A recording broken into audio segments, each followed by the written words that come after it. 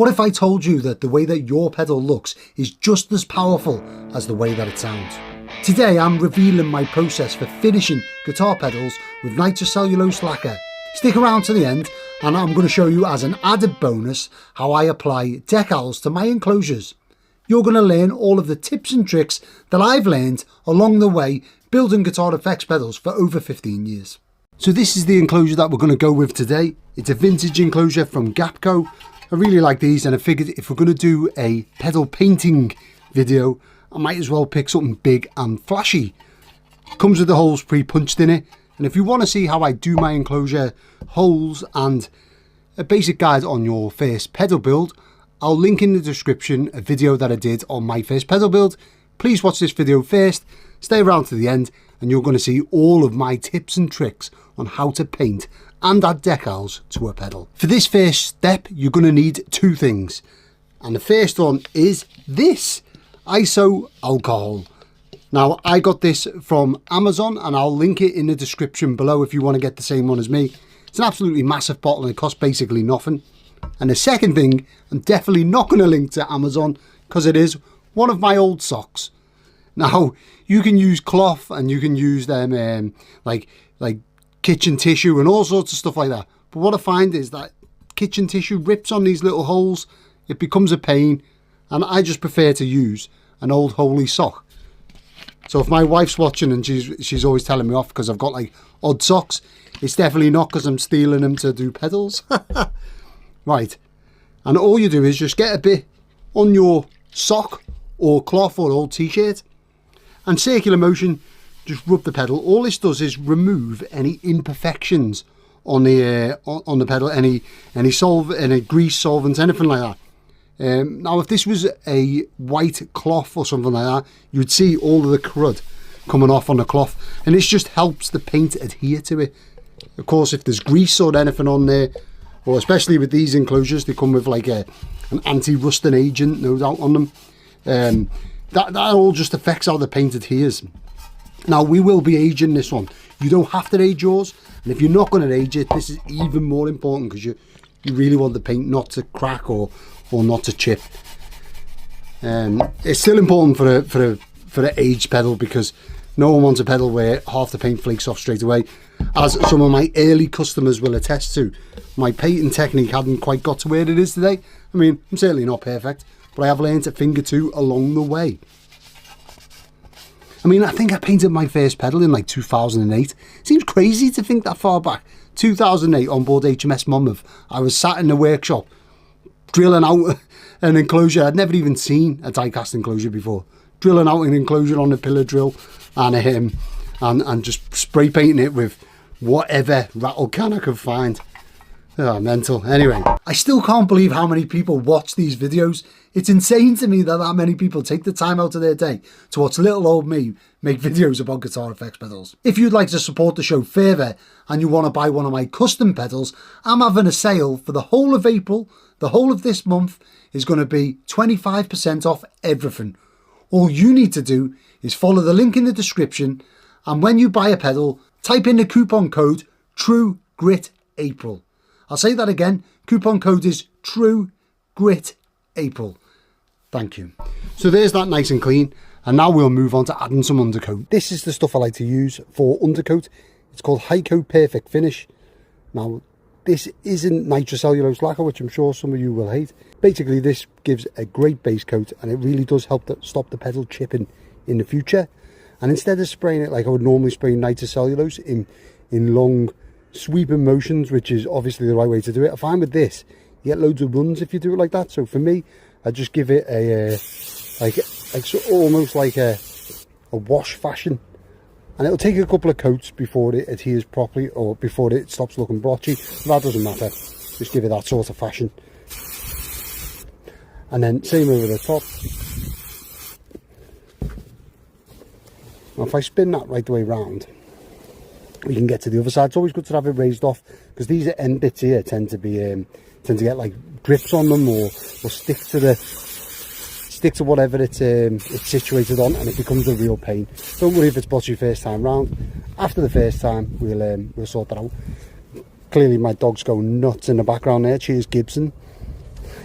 Before you start to paint anything, I really like to shake my cans for about 5 minutes beforehand, just to get all the paint flakes broken up inside. I've seen online that people suggest that you put them in hot water or other various tips and tricks. I don't do any of that, but if you want to find out more, I'd check out Manchester Guitar Tech. Steve is a great guy. He has a comprehensive guide on how to spray nitro on his page.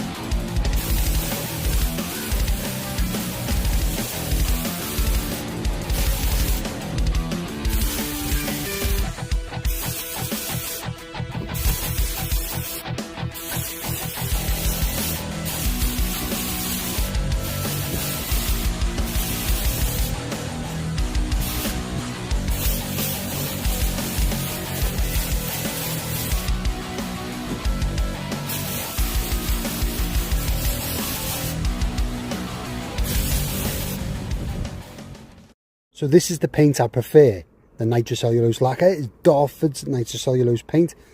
This particular one's Sonic Blue. I chose this because it's nice and easy to age, and I figured it'd be a good starter pack. I will leave a description in there. I will leave a link in the description for anyone who wants to buy the same paint as me. Now, we're going to use our Lazy Susan to make sure that we've got paint all over this. Another thing to notice is, or to note, is that the nozzle on these sprays like a flat disc as opposed to the other type of nozzle, which was just like a normal spray can. So there's that to keep in mind. So you want to make sure that you get a bit of paint flowing first, and then just long sweeping motions, taking your finger off the top of the cap every time you do a pass. So for example, and you want to try and keep the nozzle the same distance away from your work all the time. So we'll keep going round. You'll have to excuse Gibson in the background there. You think he'd never been out, but he has actually been out. So we go round the edge first. You know, for a solid colour like this, I'll probably do all of the passes in one go. For a pedal, if you're painting a guitar, you do a couple of coats, but, you know, this is simple enough. And then I go over the corners a bit more, just because they take a little bit more wear and tear. We're going to age all this back anyway. Another thing to note is that if you were going to do a multicolour aging, i.e. something like red over sunburst, you paint the sunburst now and then red over the top, and then when you age you uncover it. But I'm just going straight blue for this one. Our undercoat is going to be our undercolour, so as we age it we'll get the white coming through. And if you miss bits, it doesn't matter, because we are going to age it, so we can adjust it there. Right, there we go. Crucial bit for aging, it is of course the aged lacquer. So I use tobacco. You can use light tobacco if you want, but what you don't want to use is amber or amber neck tint and anything like that. You want tobacco neck lacquer, the tinted type. Again, I'll have a link in the description. This stuff isn't as aggressive. If you use amber, it turns like really yellowy orange, which is great for some parts, or if that's the look that you're trying to achieve. Maybe if you're painting a white Les Paul custom, it might be good to use the amber over the top. I don't know. But for me, I just use tobacco and then use more coats. What I like to do is I give 2 passes right the way around the edge, and then 1 pass over the top first, which is what we're going to do now. So we get the paint flowing a bit, and then 2 passes. Doesn't matter if you put too much on, because we're going to sand or buff a lot of this off later.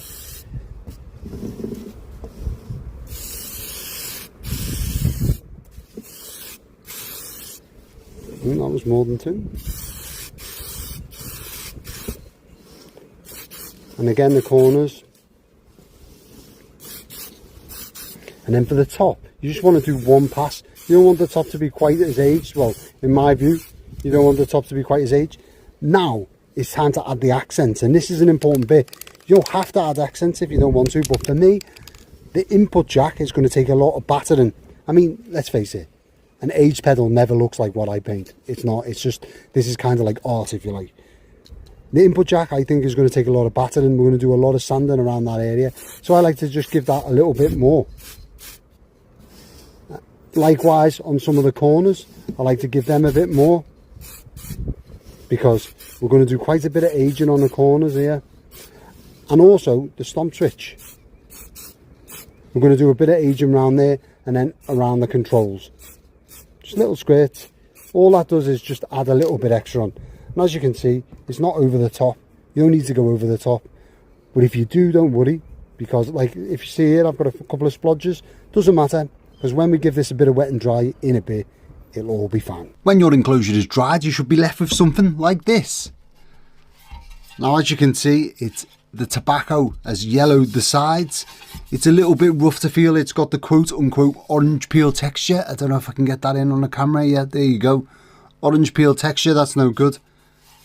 And we've obviously gone over the top with the tobacco. But that doesn't matter, and there's plenty of drips and sprays. The temptation, by the way, to keep spraying over the top of drips to build them up is insane, but just don't do it. If you do have drips like this, just ignore them and wait till this phase, and you'll be able to get rid of them in this phase. So what do we need for this phase? Well, first of all, you're going to need either a cup or bowl of water. You're also going to need 3 different sets of wet and dry. So sandpaper, whatever you want to call it. This is, I call it wet and dry. The 3 grades that you're going to need. First grade, I mean, you could use any grade really, it's up to you. It depends what you want it to look like. But for the way that I do it, the first grade I use is 240. That's quite coarse. Then I move on to 400. That's less coarse, but it's kind of medium. And then last but not least, we finish it off with some 1500, or sometimes I go through to 2000, but it's you know, it's up to you what you use. So I'm going to start off with the 240, and that's because I like a heavy relic. If you're not going to heavy relic it, or not relic it at all, I wouldn't use 240. If you're not going to relic it at all, I'd go straight onto the 400 grit and skip this step.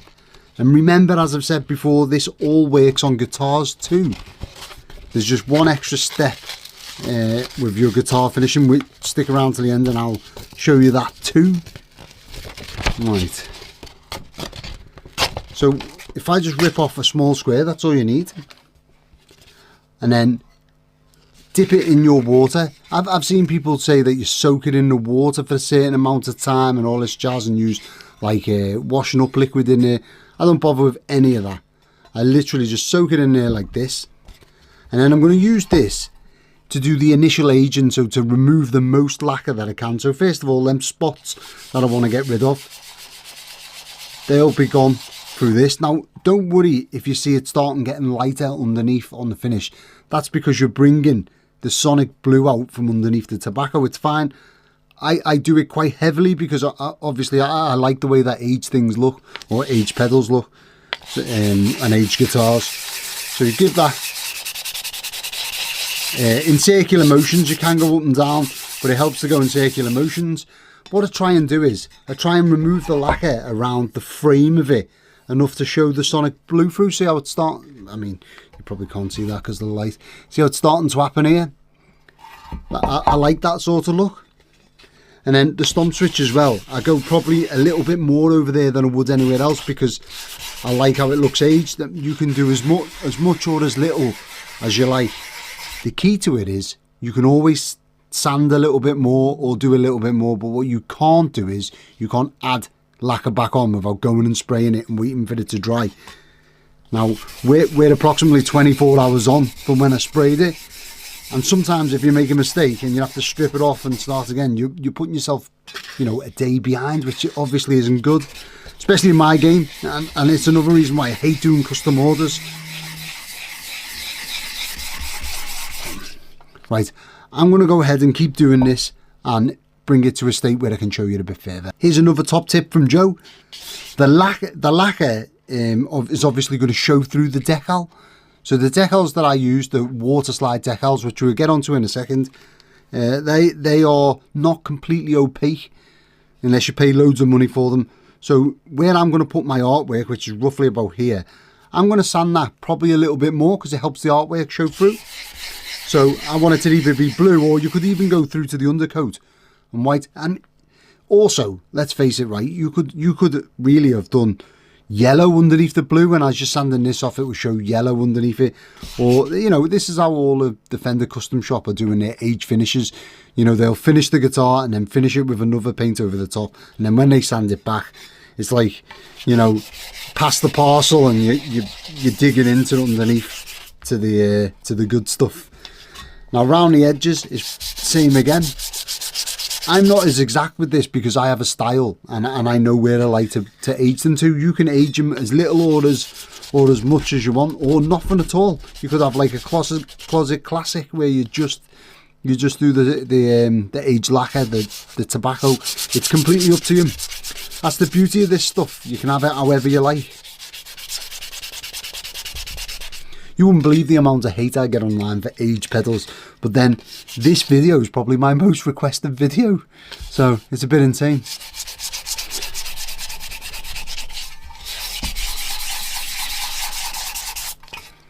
Now, where we oversprayed round the input jack, this is important. I'm going to sand that probably a little bit heavier than everywhere else, because I want to simulate like the input jack's been shoved in a couple of times and what have you, carelessly over the years. Not that this would ever happen before anyone says it, I understand that. It's just the way that my head works and the way I like to go through. And don't worry if you go right the way through to the metal, that really doesn't matter.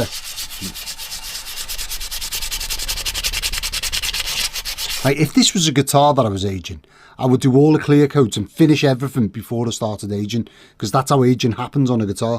But for us, we want to actually age it so then it looks, or you know, distress the finish so it looks a certain way. And then we want to put the clear lacquer on top to protect what we've done and keep it the same.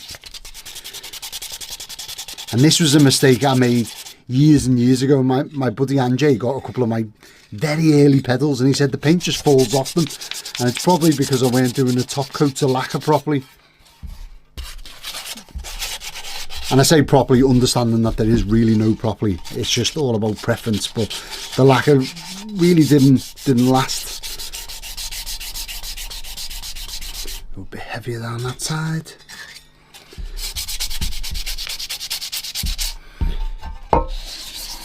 Right, I'm going to use our sock again to wipe off all the excess and see where we are.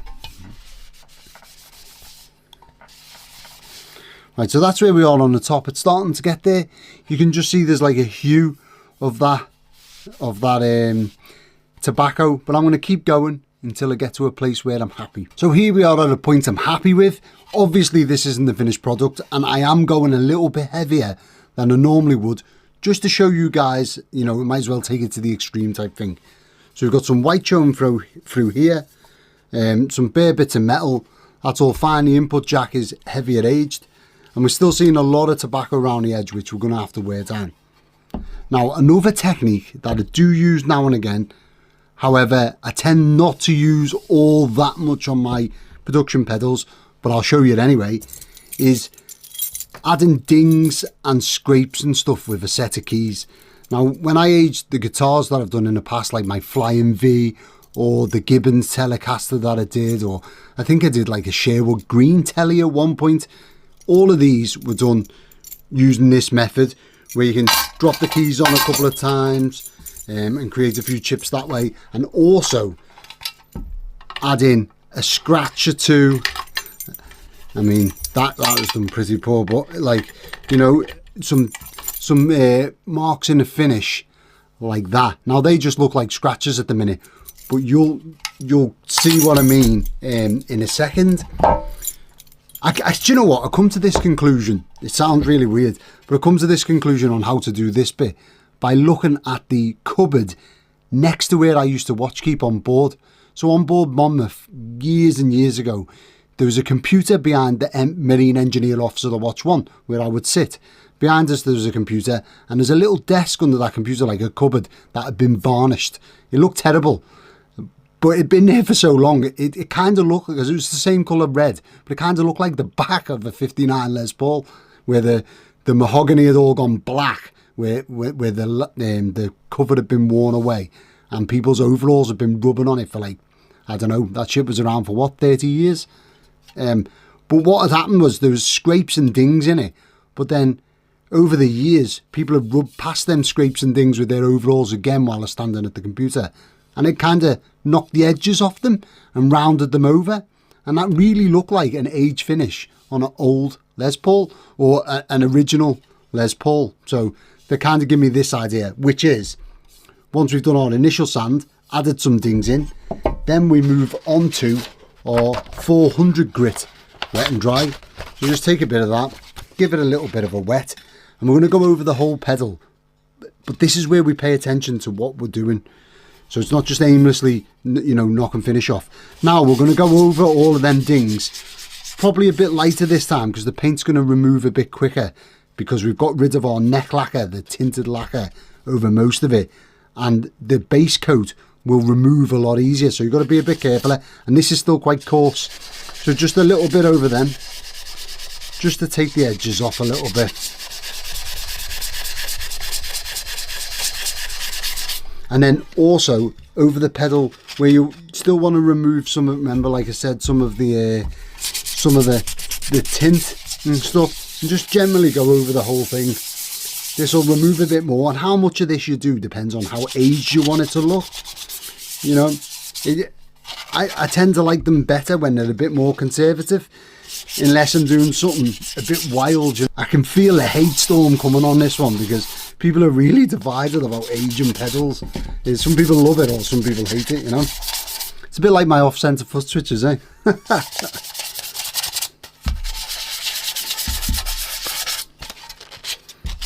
Right, now I can see that round this groove I've gone a little bit too over the top with the lacquer. That's fine. We'll just give it a sand in the grooves there. Right, now if we give that a wipe off and see where we're at, I'm kind of liking the top of that. It looks okay. You know, once we get our decal on there, it's going to look quite good. I think the decal will show quite well. I mean, Sonic Blue, Surf Green, and Old Top Gold age really well, and Pelham Blue actually, they age like incredibly well, and they look good on a pedal. Whereas some other finishes, like for example, Fiesta Red, really hard to do in an age finish to make it look good.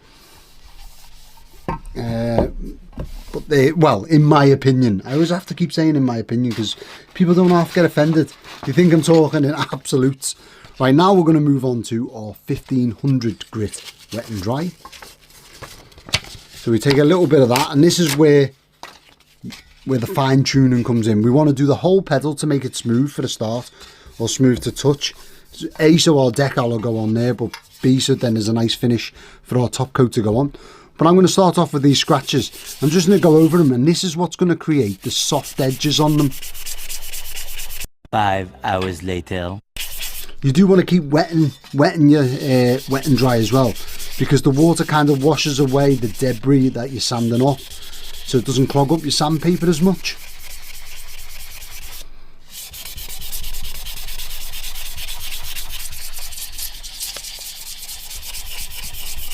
This is the part where it kind of takes the boldness away from your your tinted lacquer. God, I couldn't get my words out then.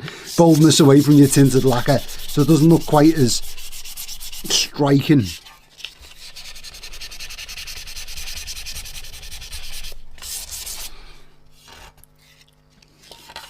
Right, now if we see on them, I don't know if you can probably make that out on the camera, but the edges of this have softened now, and there's kind of white shown through a little bit, which is exactly what we want.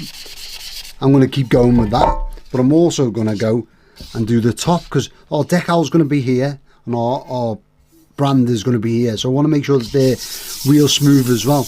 I don't necessarily want to move the colour out of there, although some will come up now, but I don't want to move too much of it. I just want to make sure that it's nice and flat.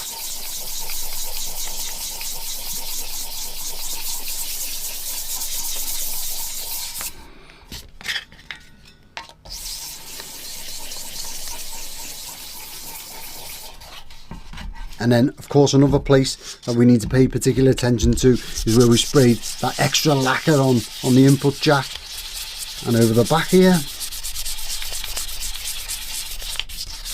This is the bit where it turns from that horrible tobacco colour back to kind of sonic blue. Let's get a bit of the white showing through there.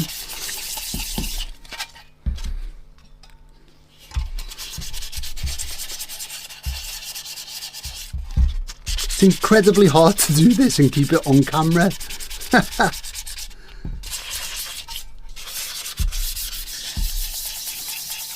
Right, so there we are. Now if I take the waste of it off with this, you can kind of see where we are. Right, and this is where we are so far with this.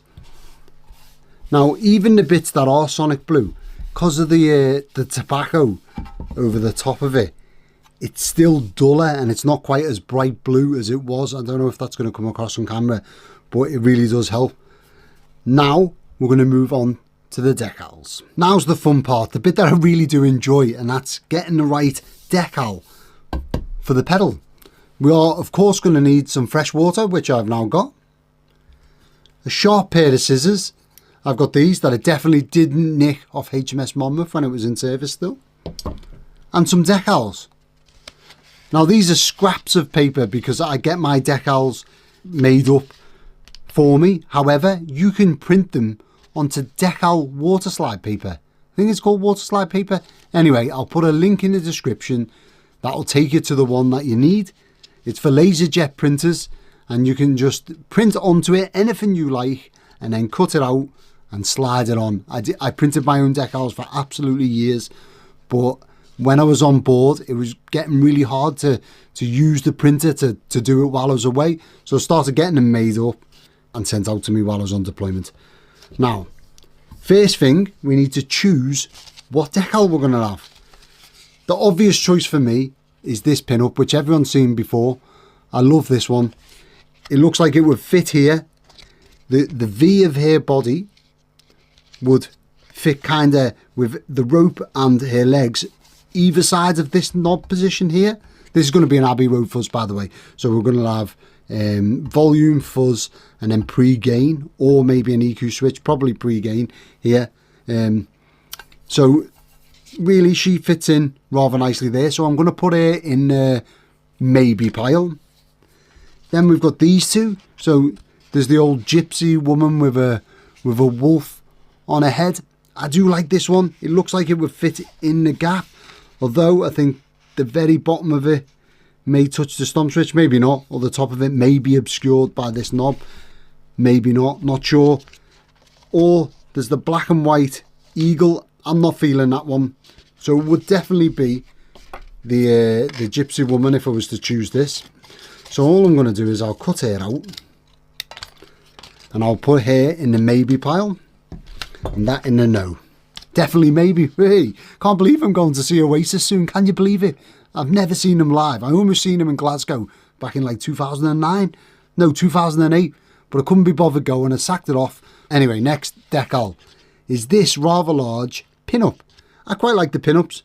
My issue is it can't go central because it's going to touch this this knob and the stomp switch. If I put it to one side, it kind of looks a bit weird. I'd need something here like the logo or the name. However, I want to use this Abbey Fuzz logo at the top here, so I can't do that. I'm kind of not feeling this one as much, so I'm going to add that into the no pile as well. Then there's the potential for this shark. It's the right size, blue, and the shark kind of fit together. It's nautical. That would fit in there. I've not used this decal before, so there's no guarantee that it'll hit well with people, and I don't know, I'm just not liking it as much as them, so I'm going to say no. I love this lighthouse and I've been waiting to use it on a pedal. I've used it on a few, but I've been waiting to use this specific one on a pedal. However, it's a little bit too big, so the bottom of it will be obscured by the foot switch, or the knob will cover the top of the lighthouse, so it's a definite no for that one. Then we've got this shark. Now I know that people like this one. My buddy Warren has not long bought a pedal with this on it from me, so that's usually a good gauge for me. If Warren likes the artwork, it tends to do well. So there's the possibility of that. However, this bit of the anchor may be obscured, and I'm feeling underneath here, possibly I'd have to put a smaller knob on if I use that. So basically we've got, let's cut that out and see where we are. I'm going to use that text, and I'm not going to use my lighthouse. So it's going to be a toss-up between the shark, the gypsy, or the pin-up. I'd like to know in the comments which one you would have chosen if you was getting this made as a custom pedal. For me though, I've got to say, I'm going to go with my initial thought. Do you know what? I'm going to cut this out and I'll put it on and I'll see how close to this knob we're going to get. That's what I'll do. So when I'm cutting out these decals, because wherever we cut to, the decal has a thickness to it. It's not very thick, but it does have a thickness to it. There's going to be a step that we have to sand off later on. I try and get the cut as close to the picture as I can without obviously cutting the picture. It's not essential. You could go wider, but you know, this is the sort of, I mean, I'm cutting this pretty quick here, but this is the sort of distance to try and leave, like that. Now, it all depends on the shape of your artwork. What you could do is print the exact face of the pedal on one big picture with it all on, and then just put one decal over the lot. But I like the freedom of being able to move them. And of course, the one thing that I do that not many other people do is that every single one of my pedals is its own thing. There is no standard line, so I can't just reproduce loads of them. If I was going to make just this shape pedal with just one artwork on it, I may well just have like almost like a faceplate made of this decal that I was going to print out the same every time. So that's another thing to think of if that's what you're trying to do. I mean, there is no right and wrong answers. I'll tell you one thing though, there is a wrong answer from a marketing point of view, and that's the way that I do it. It is incredibly hard to explain to people what every single one of my pedals do when they're all ever so slightly different or the artworks are one of a kind, because people can't, like, you know, retail wise, you can't just like put them in shops because, well, how could you put them in shops? Each one's different. The store would have to buy individual pedals like one at a time, the same way as I sell them. If you guys know a store that sells pedals like that I'd be interested, please send them my way. I'd be more than happy. Now that I've got all this free time and I'm not at sea, I'd be more than happy to try and get my pedals into a store now. And I know a few friends of mine have suggested Joe's Pedals. I haven't spoke to Joe. He has got a fantastic name now. Right, there's our decal cut out, as you can see. Let's just test fit. Now, come on. It's almost like I printed that exactly for this pedal. I didn't, because I print en masse. I've actually just sent away for some new artwork because I'm doing a bass pedal for my buddy Joe, who works over at Gig Rig.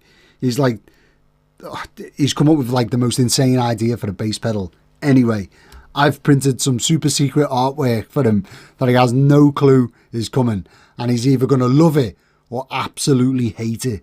There's going to be no middle ground. Anyway, so what do we think? That kind of sits well there, I think. I'm going to go with this one. I was tempted by this. The shark was a no-go for me just because it might be obscured by the fixtures and fittings. No interest in that. I'll use that on a later one. Now, the other thing is, you could now put that on and then cut this out and put that on. What I like to do is, I like to cut everything out that I'm going to put on the pedal, lay it all out on it, and just have a Mark 1 eyeball of it. Sorry, Mark 1 eyeball. Okay, let's explain that. In the military or in the Navy, every piece of equipment, for example, if we say that these scissors were a military piece of equipment, they come in their original format, Mark 1. Then someone might say, well, you know, if these are a bit bigger, it make it easier to use. The next batch that have come out of bigger ones of these, we call that Mark 2. And now to look at something and interpret it, we say you give it an eyeballing. So you put them both together and you're going to Mark 1 eyeball. And that's just what a Navy term for saying looked at something. So what I'm saying is you cut them all out, as I'm about to do, and then put them all on your pedal like loose, so then you can have a look at it, mark one, eyeball it, and check to see if you're happy with the composition. Because what you don't want to do is go through the hassle of printing it all out, cutting it out, finishing your pedal nicely, putting a decal on, and then when you cut out the next part, decide, actually, that one doesn't work as well, I want to change it. Well, at that point, it is literally too late, apart from scraping the decal up, which you can do, but that means losing the decal and having to print a new one when you do want to use that one. It's not really, you know, cost effective or fun to do. So I would say it's easier just to cut them all out like so, and then put them on your pedal and see where you are. Now, with this one, you've also got a choice if you want to put a brand name or some text of putting it down the bottom here. I'm not as much of a fan of that. I used to do that, but now I quite like it up here. You know, you've got enough space even to use big knobs and what have you. But I'm going to go that up here and that down there. Simples. Of course, you can put stuff on the sides, on the front, on the back, whatever. I used to do that. It used to look like a tattooed arm on my early pedals, but not anymore. So if we get rid of all of this, let's get on to adding in the actual decals. So to add these onto your thing, you're going to use your cup of water. But what you also need is a tissue, a bit of kitchen roll, or an old t-shirt or something like that. I do find old t-shirts are probably better. A sock is no good because it leaves little tiny bits of lint all over your work, and that'll actually come out in the finish and you'll see it. There's some of my pedals floating around where clearly I've used a sock to add it in. Don't. I'm going to start off with the biggest decal. That's another thing, because it takes the longest to detach from the paper back. And all I'm going to do is put that inside the water. It doesn't take long for them to come off. While we're waiting for this to detach from the back, there's one other point that I forgot to mention. If you're using metallic lacquers, so gold, candy apple red, Helen blue, anything like that, anything with metallic in, at this point, before you put the decals on, you need to put 1 or 2, or preferably 3, coats of clear lacquer on. I use Dartford's lacquer for the clear lacquer, as you'll see later on. But if you're using metallic, you need to add in clear coats first, after you've got the aging the way that you want it to stay. And that's because the decal, the white bits of your decal, are obviously see-through. And when you look at the metallic through this, it will change colour compared to just the lacquer. So what you need to do is get a couple of coats of lacquer on there, and then it won't change colour basically. It kind of changes, it looks a bit clearer through the lacquer than it does through this, because obviously even though it is clear, there's a slight tint to it, unavoidable. I just mark one eyeball it to make sure it's straight. I don't have any sort of jigs in, anything like that. It's kind of like positioning a tattoo, if anyone's been to get a tattoo before. I mean, I clearly haven't been to get a tattoo before, or at least not one that I remember from being sober. Right, and then once it's in place, hold the decal with 2 fingers and gently wipe away all the excess water and flatten out. You'll see, I mean, there isn't any on here, but you get like little bumps under it of air. Let me see if I can catch the light to show you. So it's not like perfectly smooth. You get like these little bumps. And what you're trying to do with this is just smooth out them bumps and push the air out. There'll still be a slight bit of water under there. Don't worry about that. What you've got to be careful of is while you're pushing away, if you dig in too hard or you don't hold it properly, you'll move the decal. So it's always good to hold it. And then once the decal is like on, it's kind of on, but it's still best practice. There's that saying I hate again. It's kind of best practice to hold it down. There we go. That's fine.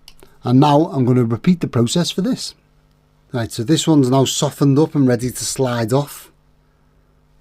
Lettering is always the hardest, because if you've got straight lettering that you've got to get straight across this, unless you've got some sort of laser jig, or you've made a jig up and you're putting the same letter in the same place.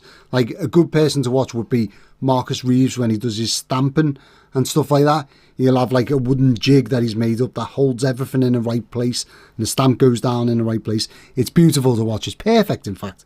But I'm more unorganised and more chaos, so I don't do that. Now, it's really awkward to look at the camera and see if this is central. So let me just tilt it up and make sure.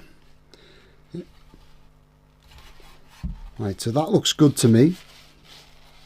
You want to be mindful of where your knobs are going to go, because I have in the past put this too low, and you know, it can be obscure if you're using like ridiculous knobs. I think I'm going to go for clon knobs for this one. I quite like how the clon knobs look against the blue. So there we are. Let's just double check there's no air bubbles in there. We'll catch the light. No. Always, what I do is I hold it up to the light, and as you twist it, you can get like a sheen on it like that. And if there's any bubbles in it, that'll highlight the bubbles, so you can push them out. There we are. Now, at this point, you'll be really tempted to spray the clear lacquer over the top. Please don't. Leave it for 12 to 24 hours, because underneath here will still have moisture. Don't put it on a heat source like in the past I've put it on a radiator, because all that happens is the edges of the decal just lift up and it's impossible to sort out. You have to remove the decals and start again. Best place is just to leave it in room temperature, somewhere on the sides, out of sight, out of mind, and let it sort of like the water underneath dissipate. I'm going to leave that for probably until tomorrow, and then I'll come back to it. However, while we're here, I thought it may be fun to have a look at the third pedal that I ever made. So, seems as we're talking about decals, this is the double doll face. I have no clue what the circuits are.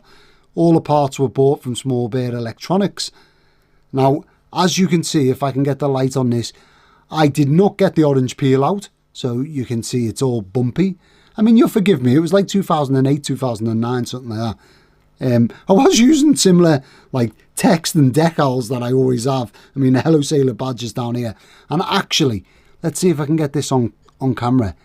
Can you see that the Hello Sailor badge is kind of a different colour to the rest of it?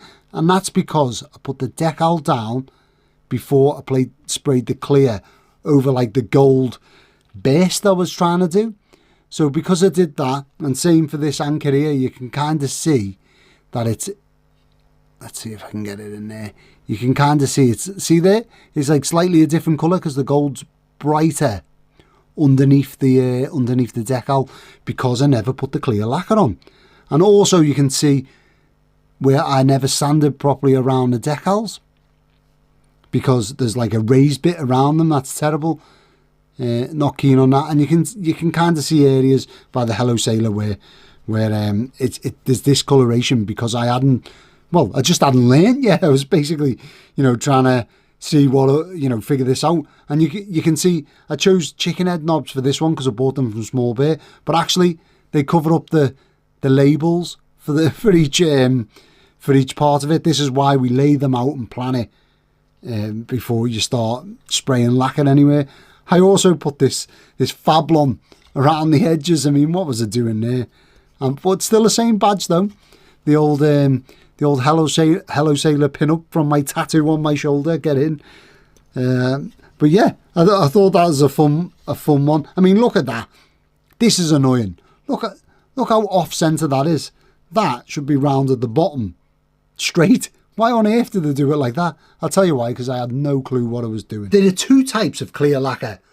One is just absolute clear lacquer that you would use on any normal guitar, and the other, Dartfords do a cracking lacquer, they call it.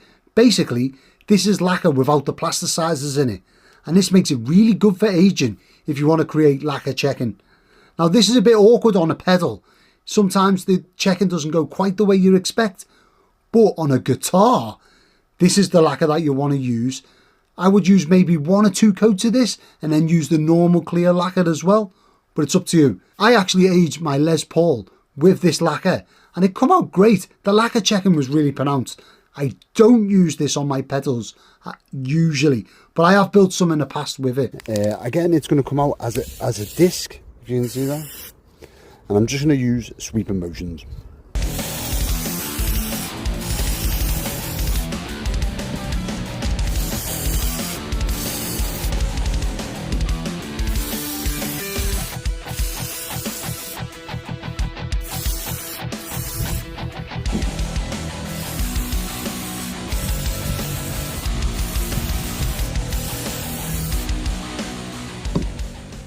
Now it's been a further 24 hours, all of our lacquer is now cured. In fact, it's been a little over 24 hours. We still have the lines where our decals are, as we can see here, and also here, you can see. What I'm going to do now is I'm going to take some 400 grit sandpaper, although, wet and dry, although I do advise just using 1500 to do this. And I'm just going to lightly go over everything, try and knock the edges off the decals, get rid of some of the orange peel. I mean, you can see it quite well there. I'm going to get rid of some of that. If you're not confident using the 400 grit and you think you're going to sand right through, damage your decals or whatever, just go straight to the 1500. There's no danger there. But for me, just because I've done this 1,000 times over, I'm just going to give it a light going over with the 400. And the idea of this is just to take the edge off the decals to make sure that they blend in on the next coat. You don't have to go particularly heavy with this grade.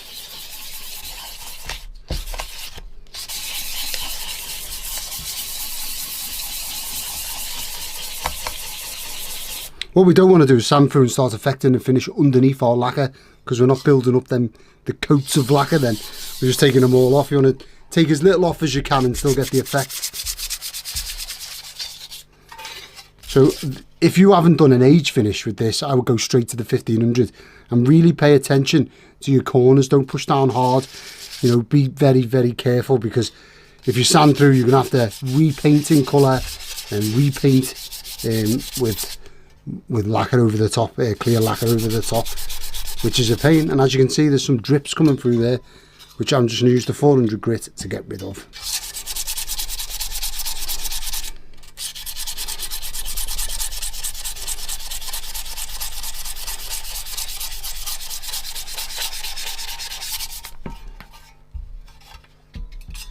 All the time keeping some moisture on there, just because it washes away the paint that you're taking off, kind of washes it out of the grooves. You'll find that if you use wet and dry, it clogs up really quick and you go through more sandpaper.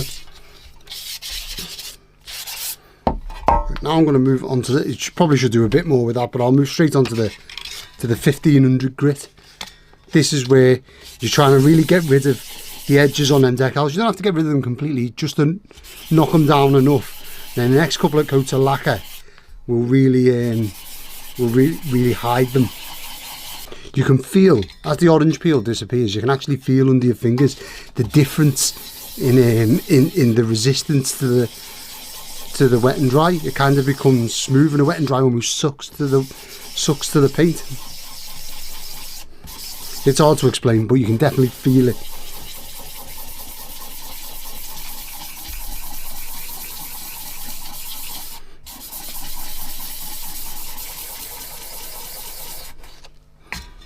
And again, with this fine stuff, it's real crucial to keep the water on there, keep it wet.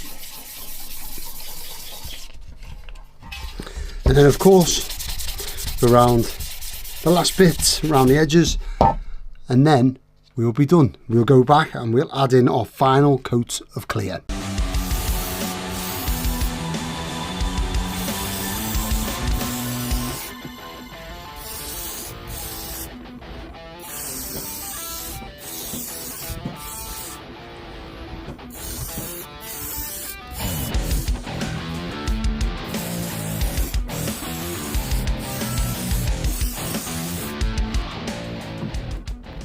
So let's recap the steps that we've took to make our amazing Guitar Effects pedal finish. First of all, we cleaned our enclosure with iso alcohol. This just gets rid of all the grease or any imperfections in the finish that may affect the paint. Then the second step was we sprayed our undercoat in an erratic fashion with the nozzle quite far away from the work to stop for drips. I usually prefer to do 2 or 3 coats of undercoat In this particular pedal we only did 2. Then we moved on to our nitrocellulose lacquer. We did long sweeping motions with the nozzle reasonably close to the work and also taking our finger off the nozzle in between sweeps. What we need to remember at this stage is, if you're doing a colour under a colour, do the first layer is the colour that you want to be underneath, obviously. Is it obviously? Maybe not. So first of all, for example, if you wanted to do sonic blue under red, you would paint the sonic blue first, then let it dry, then do the red. Again, I like to do 2 or 3 coats of this. With this one pedal, because we were aging it, we only did 1 coat, and 1 coat is fine as long as it's all covered. And then we leave 12 to 24 hours for this paint to dry before we apply any more. Another thing to remember is, in between coats, it's worth waiting about an hour for the lacquer to start curing. After this, we moved on to our tobacco lacquer. Not amber, not weakest amber, because that makes it yellow and look a bit weird. You want tobacco neck tint lacquer. I prefer the Darford's brand, but you could use any you want. With this lacquer, we did 1 or 2 sprays right the way around the edge and then 1 spray over the face of the pedal. I then added some accents, squirting little bits of lacquer where the most aging is likely to occur, or where I think that the paint would yellow the most. Of course, pedals don't age in this manner, not really, and they're not really sprayed with nitrocellulose lacquer, so I'm doing it just off what I think would look good. After this, we waited 12 hours again, or 24 preferably, and then we moved into our wet and dry phase. So for this, we're going to use wet and dry sandpaper. My preference is 240 grit, 400 grit, and then either 1500 or 2000 grit. Building up to a smooth finish to make sure that we remove all of them imperfections. Get rid of that orange peel. Also, if you've done any scratching or dings in your pedal, if you're aging it, you want to knock the corners off them dings so then they're less aggressive and less noticeable, and it feels like something rubbed up against them for a long time. At this point, this is where we actually added the aging to our finish. Then the best bit of all, it was of course our decals. This is the bit where you can get creative. We chose our decal. Of course, you'd have to print your decal too, but we chose our decal, we applied them, and then we waited 24 hours for all of the moisture underneath the decal to go without heating them up, because believe me, that's a mistake you don't want to make. Then we moved on to the clear coat phase. At this point, I would definitely add the Kraken lacquer in now if you were going to use it. If not, just use the normal lacquer. I put 2 or 3 coats of normal lacquer on, waiting an hour in between coats. Then we're going to leave it for 24 hours to dry. Once it's dried for 24 hours, we're going to move on to our sanding back to make sure that we get rid of the lines where all the decals meet the paintwork. We soften them ridges down so then they're not as noticeable, ready for our final coat of lacquer. Then we moved on to our final coat of lacquer. Again, 2 or 3 coats is enough, but I personally like to go up to 6 for this one. And this is long sweeping motions. This is the bit that you're going to get that glassy finish. And then last of all, we're going to take our 1500 grit or our 2000 grit and just gently take away the orange peel. We're not doing much sanding here. It's just enough to remove the orange peel. And after that, you've got your awesome finished enclosure. It's going to look amazing on your pedal board and draw a lot of attention when you're out at gigs.